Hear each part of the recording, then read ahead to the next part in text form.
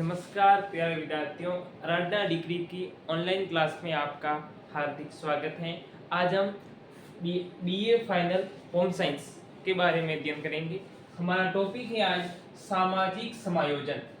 कौन सा टॉपिक है? सामाजिक समायोजन, सोशल एडजस्टमेंट। सामाजिक समायोजन कल हमने डिस्कस किया था कि बुद्धि लब्धि कैसे ज्ञात करते हैं, बुद्धि लब्धि ज्ञात करने का कौन सा फॉर्मूला होता है और बुद्धि लब्धि क्यों आवश्यक है।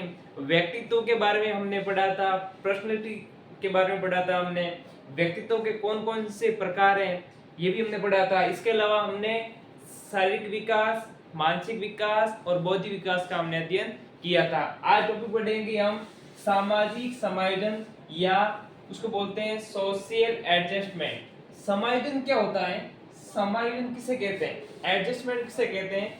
एक मनोवैज्ञानिक आता है जिसका नाम है एडलर। क्या नाम है? एडलर। एडलर ने बताया कि समायोजन है वो श्रेष्ठता प्राप्ति का आधार, श्रेष्ठता प्राप्ति का आधार समायोजन होता है। एक मनोवैज्ञानिक है जिसका नाम है एडलर। एडलर ने बताया कि श्रेष्ठता प्राप्ति करने का जो आधार होता है, श्रेष्ठता किसे प्राप्त की जाती है, इसका जो आधार होता है उस आधार को हम बोलते हैं समायोजन। क्या बोलते हैं? समायोजन। यानी वह समायोजन जो सामाजिक श्रेष्ठता प्राप्ति के लिए आवश्यक है, तो सामाजिक श्रेष्ठता प्राप्ति के लिए आवश्यक है वह समायोजन सामाजिक समायोजन कहलाता है। इसमें क्या करता है, व्यक्ति विभिन्न प्रकार के कारकों को अपनाता है। इसमें क्या होगा कि किसी व्यक्ति में किसी गुण की कमी है तो अन्य कारक अपनाएंगे। कारक अपनाने के बाद वह जो गुण उसमें गुण अवगुण है उस उनको गुण के द्वारा पूर्ति कर लेता है। यानी क्या हुआ, उसने एडजस्टमेंट कर लिया, समायोजन कर लिया, वो होता है समायोजन। और जो हमारे सामाजिक व्यवहार में प्रक्रिया होती है उसको बोलते हैं सामाजिक समायोजन। ठीक है। सामाजिक समायोजन में क्या होगा कि सामाजिक समायोजन की क्या क्या विशेषता होती है। सामाजिक समायोजन होगा तो उसमें क्या क्या विशेषता होगी। पहले इसमें क्या होगा, हम बात कर रहे हैं सामाजिक समायोजन, वो भी संदर्भ में करते हैं बालक के संदर्भ में, बालक के संदर्भ में। इसमें क्या होता है कि सामाजिक विशेषता क्या होगी, उस बालक में नेतृत्व का गुण भी होना चाहिए, नेतृत्व का गुण होना चाहिए। उस आसपास का जो वातावरण कैसा है उसमें भी विभिन्न प्रकार की समायोजन की भूमिका होती है कि वातावरण उसके क्षतिपूर्ति कार्य कर रहा है या नहीं कर रहा है। ये सभी विशेषता सामाजिक समायोजन की विशेषता होती है। अब क्या बालक वास्तविक जगत में प्रवेश करेगा, यानी जैसे बालक का विकास होगा, अब बालक क्या है, बालक वास्तविक जगत में प्रवेश किया। जब बालक वास्तविक जगत में प्रवेश किया तो इस प्रवेश करने की प्रक्रिया में जो मुख्य भूमिका होती है वो होती है शिक्षक की। किसकी होती है? शिक्षक की। इसमें क्या होता है कि जब बालक का वास्तविक विकास हो रहा है उस समय क्या होता है कि बालक में अनेक प्रकार के दिव्य सपन के गुण पाए जाते हैं। इन शिक्षक का ये दायित्व होता है, शिक्षक का ये कर्तव्य होता है कि बालक को दिव्य सपन से दूर रखें और वातावरण वास्तविक जगत में क्या चीज वास्तविक रूप से घटित हो रही है उन सभी का ज्ञान बालक को करवाना चाहिए। ये शिक्षक की मुख्य रूप से क्या होती है? भूमिका होती है। इसके अलावा सामाजिक समायोजन विभिन्न प्रकार के गुणों का विकास होता है। कौन कौन से गुण? जैसे नैतिक गुण, नैतिक गुण, नेतृत्व का विकास होता है इसमें। बौद्धिक गुण,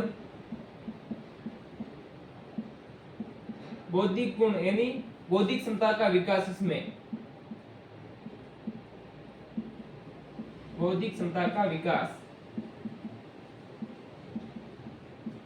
ठीक है। और सामाजिक गुण का भी इससे विकास होता है। सामाजिक समायोजन में विभिन्न प्रकार के गुण, नैतिक गुण यानी जब सामाजिक समायोजन करेगा तो उसमें बालक क्या होगा, एक नेतृत्व की क्षमता प्रदान करेगा, अर्थात उसमें कुछ नैतिक गुण पाए जाएंगे, यानी वह किसी समूह का एक नेतृत्व के रूप में कार्य कर सकता है। दूसरा होता है इसमें बौद्धिक गुण का विकास अपने मेंटल के रूप में प्रयोग करेगा। और अगला होगा सामाजिक गुण का विकास होता है। अब स्कूल और संघ साथी की क्या भूमिका होती है। जब किसी बालक में विकास की प्रक्रिया हो रही है तो उसमें संघ साथी और स्कूल की मुख्य रूप से भूमिका होती है।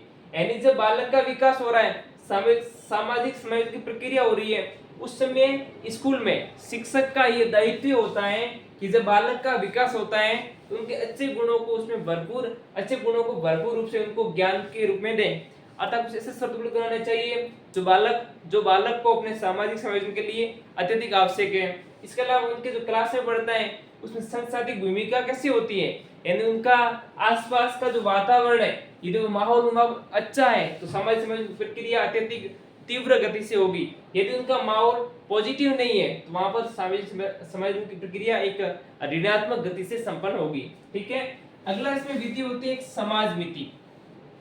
क्या है समाज मिति? समाज मिति एक प्रकार की साइकोलॉजी मेथड है, साइकोलॉजी विधि है, जिसमें बालक का जब सामाजिक समायोजन होता है तो बालक के जब सामाजिक समायोजन प्रक्रिया संपन्न हो रही है उस समय व्यक्ति का कौन सी उसको चीज पसंद है, कौन सी चीज पसंद नहीं है, उन सभी की गणना के लिए हम समाज मिति प्रयोग विधि काम में लेते हैं। समाज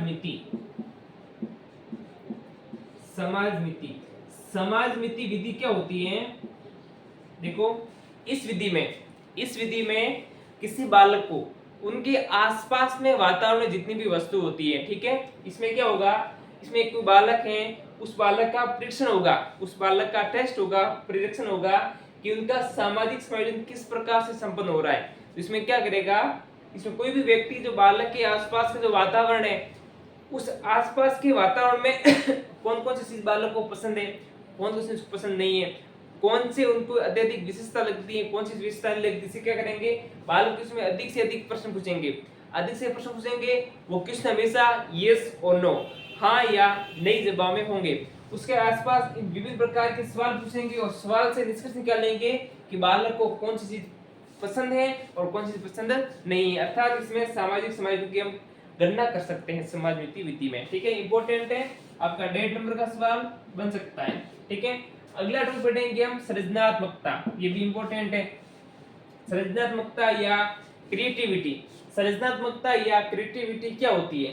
यानी वह प्रक्रिया जिसमें मौलिकता का गुण, नवीनता का गुण और सृजनात्मकता का गुण, तीनों गुण जिसमें सम्मिलित हैं, वह प्रक्रिया क्रिएटिविटी या सृजनात्मकता कहलाती है। मैंने क्या बताया कि वह प्रक्रिया जिसमें कौन कौन सी गुण, एक तो इसमें पाए जाते हैं मौलिकता का गुण,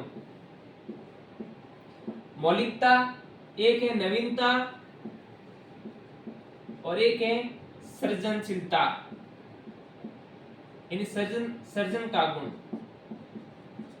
अर्थात जिस बालक में मौलिकता का गुण भी पाया जाता है, अर्थात क्या होगा कि अपने आसपास के वातावरण में जो घटना घटित हो रही है वह मौलिक रूप से हो रही है।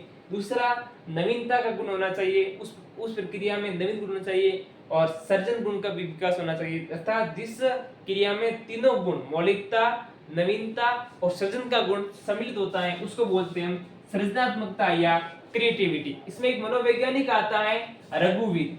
क्या नाम है मनोवैज्ञानिक का? नाम है रघुवीर।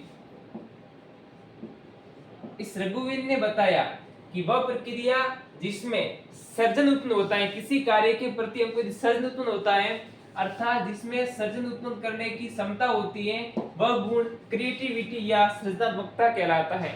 इसके अलावा एक और मनोवैज्ञानिक है, उसका नाम है कामिल बुल्के। क्या नाम है? कामिल बुल्के।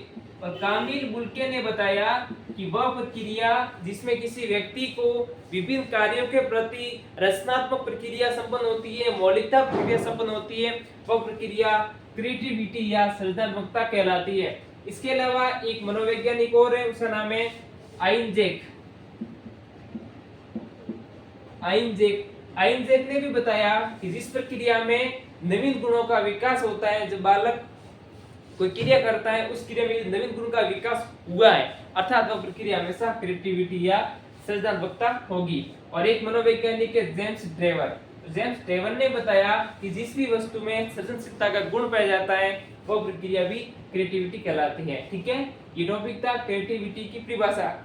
अब अगला टॉपिक इंपॉर्टेंट है, बड़ा सवाल आ सकता है कि सृजनात्मकता या क्रिएटिविटी का क्या क्या महत्व होता है। ठीक है, अब वो पढ़ेंगे। इसमें टॉपिक पहला इसमें कि अच्छे कार्यों को लिए प्रेरित करना। इसमें क्या है कि जब किसी बालक में सृजनशील क्षमता का विकास हो रहा है, उस समय उस बालक में अच्छे कार्य के लिए उसको प्रेरित करना चाहिए। अर्थात उसके आसपास के जो वातावरण में अच्छे कार्य होने चाहिए, जिसमें मौलिकता का गुण पाया जाता है। ऐसे गुण को विकसित कर उनको प्रेरित करना चाहिए, जिसके कारण अच्छे कार्य के लिए उनको सीखने की क्षमता का विकास होता है। ये भी सहनशीलता का महत्व है। अगला है सामाजिक समायोजन में सहायक। इसके अलावा जब बालक में सृजनात्मकता या क्रिएटिविटी गुण पाया जाता है तो उस बालक में क्या होगा, सामाजिक समायोजन प्रक्रिया तीव्र गति से होगी, अर्थात उसमें विभिन्न प्रकार के नेतृत्व के गुण, उसके बौद्धिक गुण, उसके मानसिक गुण आदि गुणों के इसमें क्या हो जाएगा, विकास हो जाएगा। और उसके आसपास का स्कूल है, उनकी संग साथी का जो वातावरण है, वातावरण यदि अच्छा होता है तो क्रिएटिविटी की गुण क्षमता भी अच्छे तरीके से संपन्न होगी। अगला होगा नेतृत्व का विकास। अभी हमने डिस्कस किया था सामाजिक समायोजन में कि विभिन्न गुणों का विकास, जिसमें क्या होगा, नैतिक गुण का विकास भी होता है।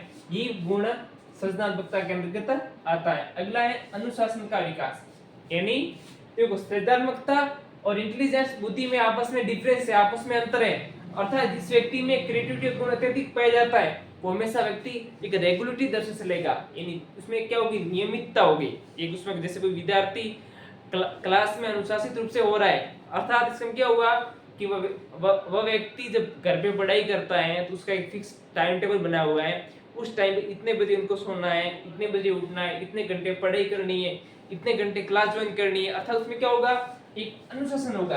अर्थात अनुशासन प्रक्रिया है, ये भी क्रिएटिविटी का एक गुण होता है। अगला है सफलता प्राप्त करने में सहायक। ये सभी गुण जिस व्यक्ति में है उसको अवश्य रूप से सफलता मिलेगी, ये भी क्रिएटिविटी का गुण है। और अगला इसमें क्या होगा कि नवीन और सृजनशील विकास भी इसमें संपन्न होगा। अर्थात ये टॉपिक था सृजनात्मकता का क्या क्या महत्व है, तो अनेक प्रकार के महत्व है। अभी ये टॉपिक का डिस्कस किया कि सामाजिक समायोजन क्या होता है, इसकी क्या क्या विशेषता होती है, सृजनात्मकता क्या होता है, इसकी क्या क्या विशेषता होती है, इन सभी विशेषताओं को भी हमने अध्ययन किया। कल और कुछ अन्य टॉपिक इंपोर्टेंट के साथ मिलते हैं।